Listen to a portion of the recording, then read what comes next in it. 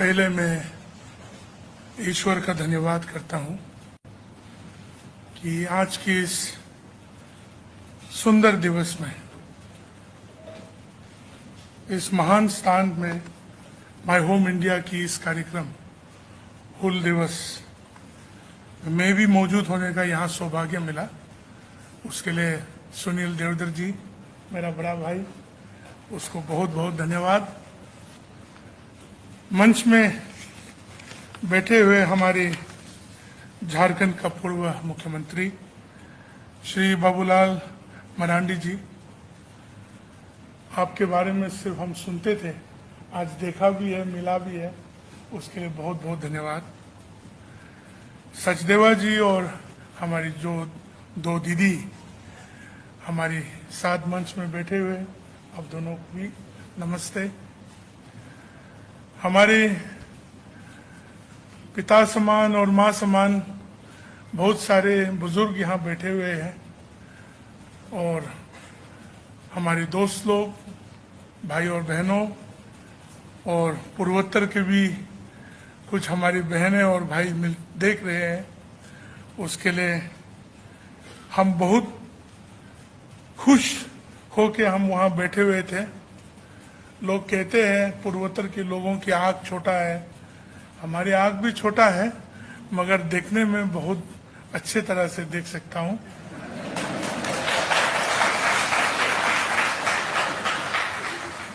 छोटे आँख होने से एक फायदा है, गंदगी कम घुसते हैं और बहुत कभी कभार मंच में बैठे हुए लंबा जब कार्यक्रम चलते हैं, हमने एक तरीका से सो भी जाते हैं, तब किसी को मालूम नहीं पड़ते कि वो सो रहे या जाग रहे।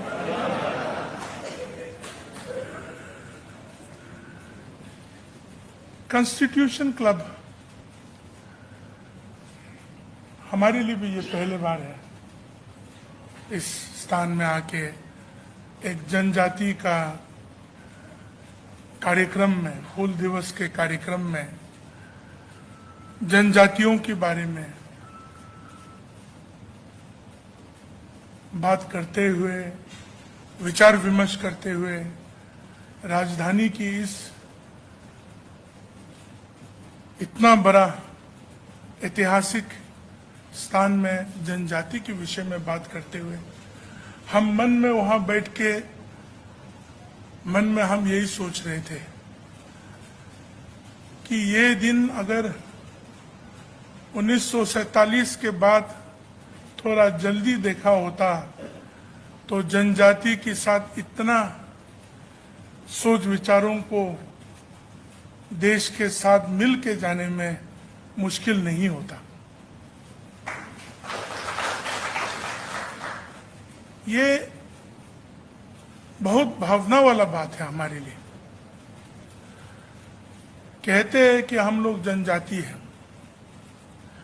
बहुत बार अगर हम अपने विषय में, अपने सोच विचार के बारे में हम बताएंगे तो आप सोचेंगे कि भाजपा का अध्यक्ष है नागालैंड का, तो वो भाजपा वाला बात बोल रहा होगा, मगर वैसा नहीं है।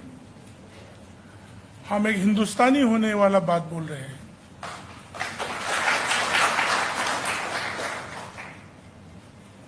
सुनील जी को मैंने कभी ये नहीं कहा, मैं हमारे वशिष्ठ बाबूलाल जी को हम कह रहे थे कि हमारे साथ ऐसा हुआ था जो उन्होंने बताया। हम 1999 में ताजमहल देखने गए थे। उस समय आम आदमी की लाइन में हमारे देशवासियों के साथ हम भी जोड़ गए। इतना लंबा लाइन में रुकने के बाद जब काउंटर पहुंचा, मुझे दो आदमी लेके दूसरा लाइन में लेके गया। मुझे मालूम नहीं था, मगर उस समय में घुसने के लिए $20 लेते थे। तो $20 तो जिंदगी में हमको उस समय में मिला भी नहीं और देखा भी नहीं था। तो उस तरह होके मुझे बहुत कन्विंस करना पड़ा कि हम हिंदुस्तानी हैं और हम नागालैंड से हैं। तो उस समय हम जब बोला वहाँ के लोगों को कि मैं नागालैंड से हूँ, तो किसी ने ये भी पूछा कि कौन सा लैंड, स्विट्जरलैंड या फिनलैंड, कहाँ, कौन सा लैंड से। तो हम उस दिन को नहीं भूलते हैं और आज के इस दिन को भी कभी नहीं भूलेंगे कि आज जनजातियों के बारे में पूर्वोत्तर के लिए हमारे देश भी एक होके हम लोगों को भी इस मंच और इस जगह को सबके सामने देने के लिए ये जो सौभाग्य हमको दिया है वो सिर्फ हमारे लिए नहीं, हमारे पूरा पूर्वोत्तर के लोगों के लिए और जनजातियों के लिए ये गर्व की बात है।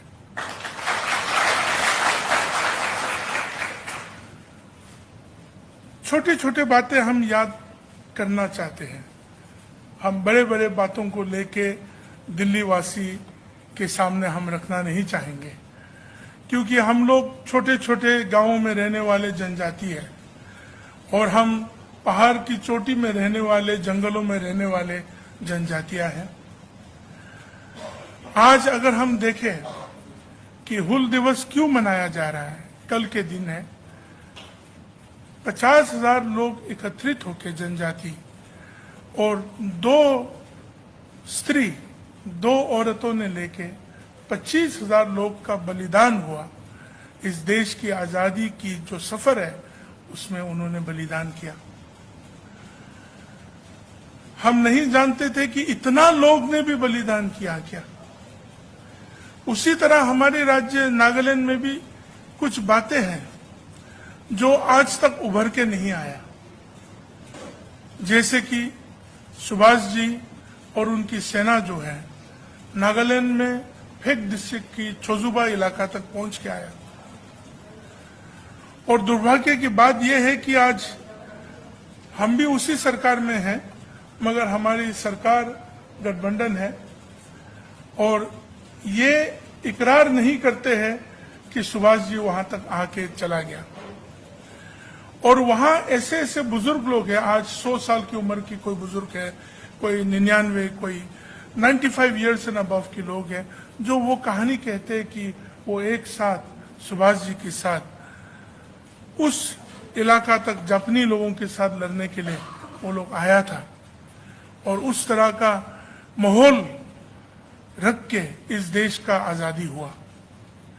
बहुत सारे लोगों के लिए तो आजादी का कहानी सिर्फ चंद परिवारों के नाम लेके, चंद लोगों का नाम लेके, हम सब भी उनमें से है जो यहां तक पहुंच के आया है। मगर आज जब हम ये सुनते हैं और जानते हैं कि इस देश की आजादी के लिए हम सबों ने कितना बड़ा भाग लिया, हमारे पूर्वजों ने कितना बड़ा भाग लिया, छोटे से छोटे इलाका में, छोटे से छोटे स्थान में, अपने स्वतंत्र के लिए, अपने देश के लिए, अपने भारत के लिए अपने जान गंवाया, अपने जीवन को बिताया। इन चीजों का नैरेटिव, इन चीजों का कहानी, इन चीजों के विषय में हम लोग बात क्यों नहीं कर रहे हैं? करना चाहिए, क्योंकि अंग्रेज जब आए, आज हम भी एक युवा है आप लोगों की तरह, आज समझने के लिए ये आते हैं कि अंग्रेज ने बहुत अच्छा नैरेटिव बनाया और हम लोगों के इतिहास को पूरा खत्म करने के लिए, नेस्तनाबूद करने के लिए पूरा कोशिश किया। और आज उसका परिणाम पूर्वोत्तर में बहुत सारे स्थानों में आज भी है, नागालैंड जैसे राज्य में, मिजोरम जैसे राज्य में, मणिपुर जैसे में और अरुणाचल जैसे बहुत सारे स्थानों में उस नैरेटिव का सोच विचार और विचारधारा को लेके आज तक इस देश के साथ है। और हम सबों का काम बनते हैं कि उस विचारधारा को निकाल के जो सत्य विचारधारा है, सत्य नैरेटिव है, उस नैरेटिव के मार्गदर्शन में हमें लेके चलना चाहिए। आप लोग तो बहुत खुशनसीब वाले लोग हैं कि आपको जब कहे भारत माता की जय, कहिए ना, गर्वान महसूस होते हैं। अब पूर्वोत्तर में बहुत सारे स्थानों में जाइए, सन्नाटा के आवाज के सिवा कुछ और जवाब नहीं मिलेगा, क्योंकि गलत नैरेटिव लेके आया गया है। भारत माता की जय बोले तो चुपचाप रहेंगे। आज भी ऐसे स्थाने हैं जहां आप भारत के ध्वज को लहराना चाहेंगे तो आप अकेला हो जाएंगे, आपके साथ देने वाला नहीं रहेंगे। यहां तो रिपब्लिक डे और इंडिपेंडेंस डे के बाद तो आप तो फेंक देते हैं नाले में या डस्टबिन में छोड़ देते हैं।